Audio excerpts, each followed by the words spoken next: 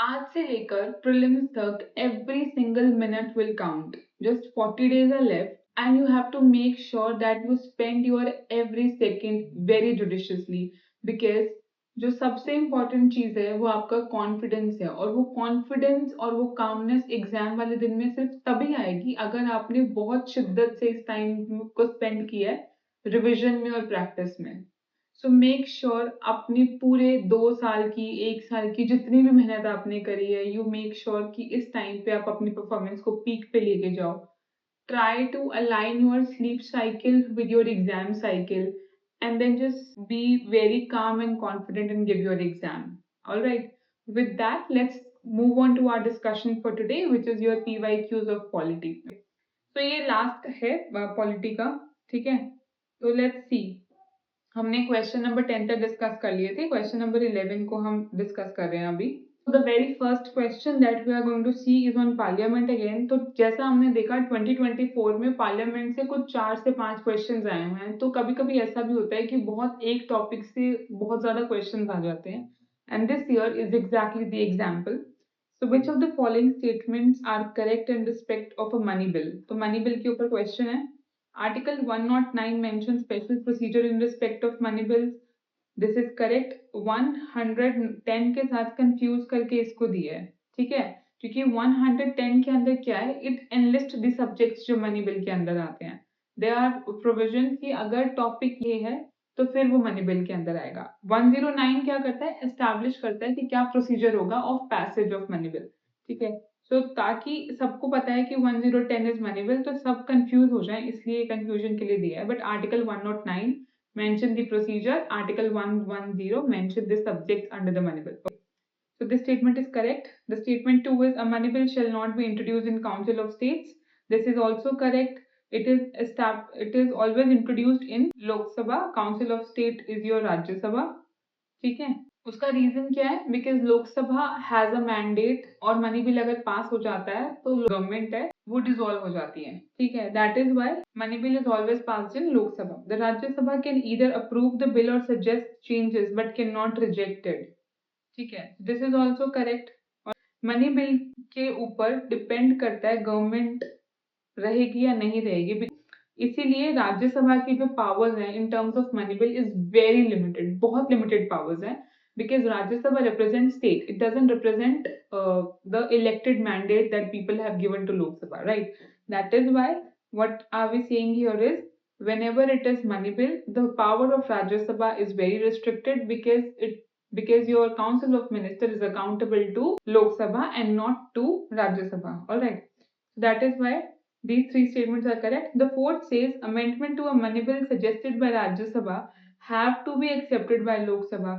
Now this is exactly opposite of the theory of money bill. That is why this statement is incorrect and the correct answer here is C, which is your 1, 2 and 3. Alright, now let's see question number 12. So the Northeastern Council was established by Northeastern Council Act 1971 subsequent to amendment of NEC Act in 2002. The council comprises of which of the following members? So basically North Eastern Council के ऊपर question है, ठीक है, and it is about who are the member of North Eastern Council. Alright, the very first is governor of constituent assembly, chief minister of constituent state, 3 members to be nominated by President of India, and 4th the Home Minister of India. So actually तो correct answer इसका 1, 2, 3, 4 है, ठीक है, क्योंकि all 4 are members. The Home Minister of India is ex officio member, chairman है ना, ठीक है. तो the correct answer is 1, 2, 3, 4. But UPSC के आंसर की में इसका आंसर भी गलत दिया था एंड दे गेव 1, 2 and 3. तो will keep it as it is. इसके ऊपर हम ज्यादा डिबेट नहीं करेंगे because there is no concrete answer की रीजनिंग भी नहीं है कि उन्होंने इसको आंसर करेक्ट क्यों नहीं माना, ठीक है. सो दैट इज वाई वैसे ऑल 4 ऑप्शंस आर करेक्ट. तो पिछले सेशन में भी हमने देखा था एक ऐसा क्वेश्चन था जिसका यूपीएससी ने गलत आंसर की में दिया था on presentation of annual financial statement by finance minister, ठीक है. So the next question here is how many delimitation commission have been constituted by Government of India till December 2020? See, delimitation commission, you can expect a question on this particular topic this year as well because delimitation commission is in news. because as per the constitution in 2026 is the year where for the next Lok Sabha election your delimitation should begin. All right, and you have to tell me it is by which amendment act. We'll be discussing it also, but about it, due to which amendment act that the delimitation boundaries were freezed. And recently, as we have already discussed, the PM also made a statement that they are going to come up with a proposal that delimitation will be done on the basis of 2011 census, as the new census has not been taken place, which was supposed to be taken place after 2020, and due to COVID, it didn't happen. So that is why they will not wait for a new census before they go for delimitation exercise.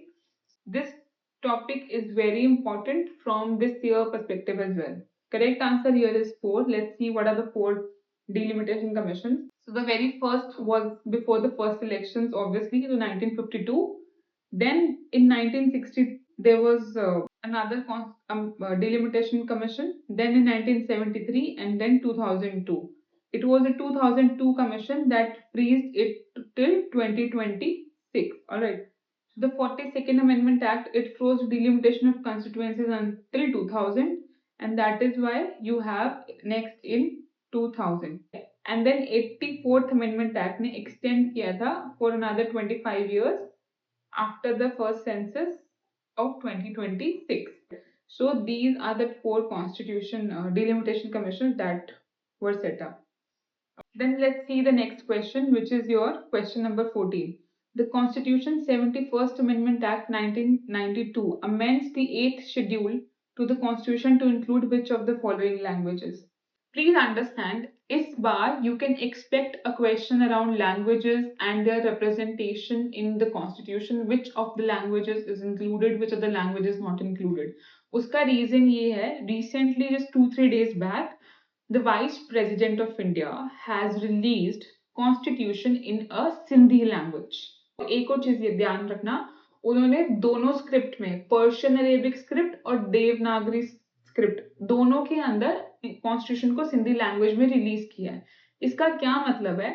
इस topic के around you can get a question. ठीक है, अब जैसे हम ये question देख रहे हैं, ये क्वेश्चन भी तो यूपीएससी ने पूछा ही है. ठीक है, कि 71st अमेंडमेंट में कौन सी लैंग्वेजेस इनकॉर्पोरेट की गई थी. ठीक है, तो ऐसे ही you can get some question around Sindhi language. You can get something about their nuances ki it is a blend of Islamic as well as Vedantic ideologies. ठीक है, तो that is why you please make sure कि आप अपने 8th schedule के बारे में पढ़ के जाओ, and you also make sure what is the process of adding a language, who can do it, how you can do it, who is going to add, because वहाँ के around you can get a question also about the scripts also. So let's see. Originally 14 languages थी. Assamese, Bengali, Gujarati, Hindi, Kannada, Kashmiri, Malayalam, Marathi, Odia, Punjabi, Sanskrit, Tamil, Telugu and Urdu. These were the original languages. 1967 21st Constitutional Amendment Act के बाद Sindhi incorporate करी गई. And then 1992 में 71st Constitutional Amendment Act के बाद Konkani, Manipuri and Nepali incorporate की गई. Then 2003 में बोडो, डोगरी, मैथिली एंड संथली आई, एंड दैट इज वाई आपका जो आंसर था उसके अंदर Maithili is incorrect and the correct answer here is A 1, 2 and 3, क्योंकि मैथिली कब आई 2003 में. तो 2011 के अंदर उड़िया की स्पेलिंग चेंज करके ODIA कर दिया था. So these are the total amendments that have taken place. So remember, originally there were 14. Then Sindhi was added. Then in 1992, there were 3 more languages that were added, and they were Konkani, Manipuri, and Nepali. And then there were 4 more languages which were added: Bodo, Dogri, Maithili, and Santhali. All right. So let's move to next question. Which of the following statements are correct about Constitution of India? Power of municipalities are given in Part 9A. Emergency provision are given in Part 18 of Constitution. Provision related to amendment of the Constitution are given in Part 22. So which of the following is the correct answer? देखो होता क्या है, constitution के parts की जो alignment है वैसे तो बहुत ही फिलोसफिकल है. There is a quote attached कि कौन से पार्ट के बाद कौन सा पार्ट रखा है. से for example for a country to be, the very first thing that you have to have is your territory. That is why your part one is territory. Then come, if there is a place to stay in, there has to be people. So the part second is about your citizenship. Then अगर कोई जगह है जहाँ पे लोग रह रहे हैं, then they have to have rights. So the third thing is their rights. Then comes the responsibility of states towards them. That is why then come responsibility of citizens towards the state. Then come, that is why next is your fundamental duties. Then comes governing bodies. ये तो एक basic establishment हो गई. Land, people rights, responsibility of government and people responsibilities. अब ये है तो इसको चलाने के लिए एक सरकार भी चाहिए. That is why your center comes, then your state comes, then your union territory comes. So this is how the whole structure of constitution is there. It is just to ensure. तो आपको पता होना चाहिए कि बहुत sequential तरीके से, बहुत philosophical तरीके से इसको align किया है. But at the same time, I understand it is still not easy to remember. That is why I am giving you a mnemonic here. You can fly directly from United States using paramilitary craft special routes. So U here represent Union Territory, C for citizenship, F for fundamental rights, D for DPSPs, F for fundamental duties, then Union, United States represent Union, the state represent the state government, then come Union Territories. Always remember part 7 was repealed, तो ये आपको याद रखना पड़ेगा, ठीक है. Then P से panchayat, M से municipalities, C cooperatives, S scheduled tribes and areas, R relation between United States, Union and states. Then come your fruits taste sweet to eat, so only eat Maggie as a tasty snack. Alright. So F represent finance, ठीक है. Taste represent trade, sweet represent services, and then T represent tribunals, E represent elections, S represent here is special provision relating to certain classes, O represent official language, E represent emergency provision, M represent miscellaneous, A represent amendment to constitution, T represent temporary transitional and special provisions, S here again represent short title commencement authoritative text and repeals. ठीक है. So the mnemonic is you can fly directly from United States using paramilitary craft special routes. Fruit tastes sweet to eat, so only eat Maggie as a tasty snack. Remember this. इससे बहुत easy हो जाएगा आपको याद करना. But अगर आप बहुत conceptual वे में याद कर पाओ, so the way I have explained the philosophy कि किसके बाद क्यों किस लिए आया, so that is where you can learn. Then is next question, which of the following statement is correct as per Constitution of India? Interstate trade and commerce is state subject. Interstate migration is a state subject. Interstate quarantine is a union subject. Corporate tax state subject under state list. ठीक है. या देखो ऐसे जो question होते हैं ना, एक थोड़े से ट्रिकी होते हैं क्योंकि नहीं आते, बट जो ये टाइप के क्वेश्चंस हैं, आप इसको ऑड वन आउट फॉर्मूला से भी रिड्यूस कर सकते हो. ठीक है.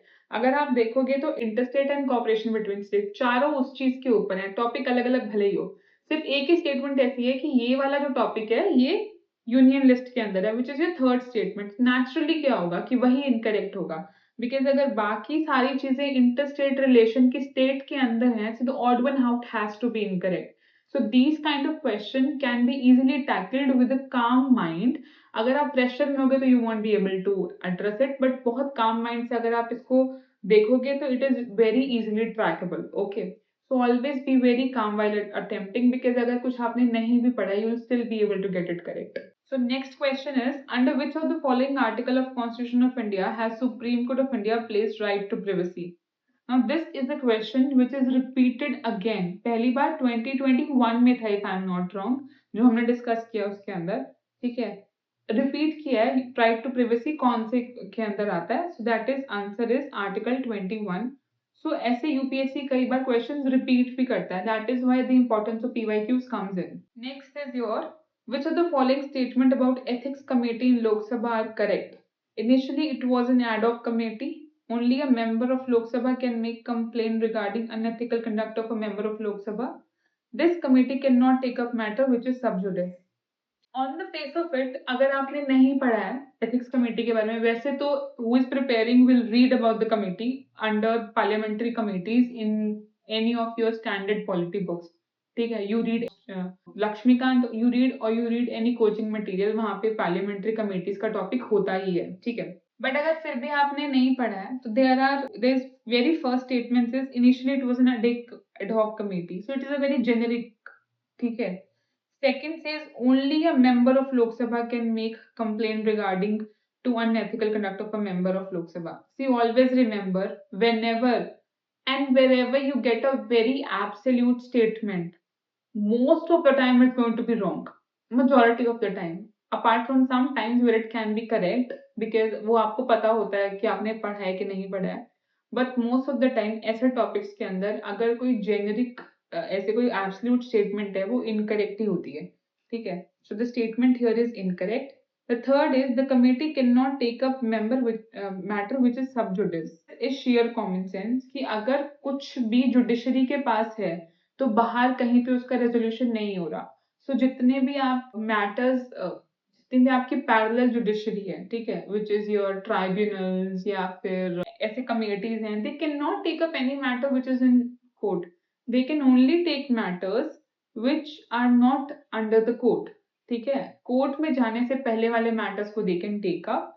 अदरवाइज ऑल्टरनेट डिस्प्यूट रिड्रेसल के जितने भी मैकेनिज्म्स हैं, they can only take matter which are not sub judice. All right. So the answer here is 1 and 3. The third statement is correct. All right. Last question is, with reference to Digital India Land Record Modernization Program, consider the following statement.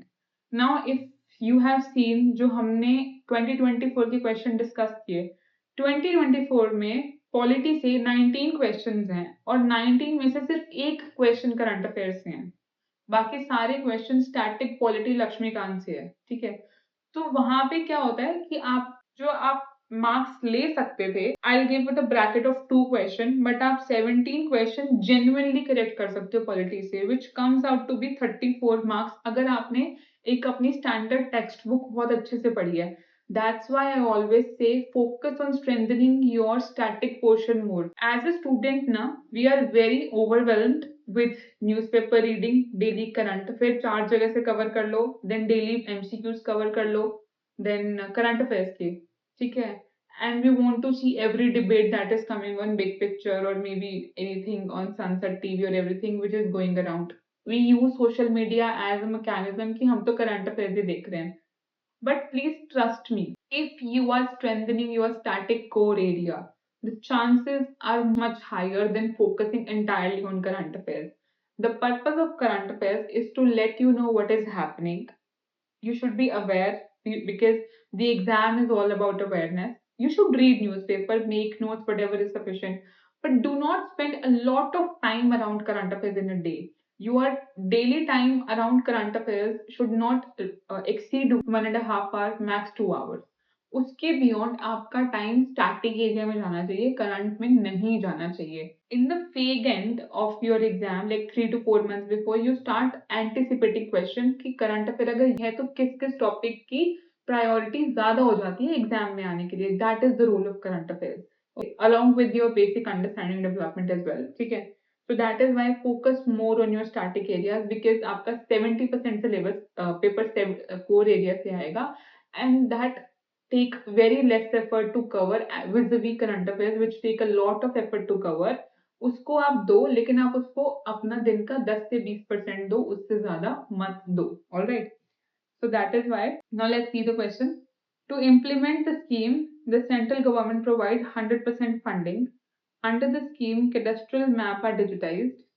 An initiative has been undertaken to translate the records of rights from local language to any of the language recognized by Constitution of India. Alright, the correct answer here is D. All the 3 statements are correct. I'll see you next with science and tech. So till then, have a good day, and please make sure that you are doing your preparation very well and revising at the same time staying calm. Thank you.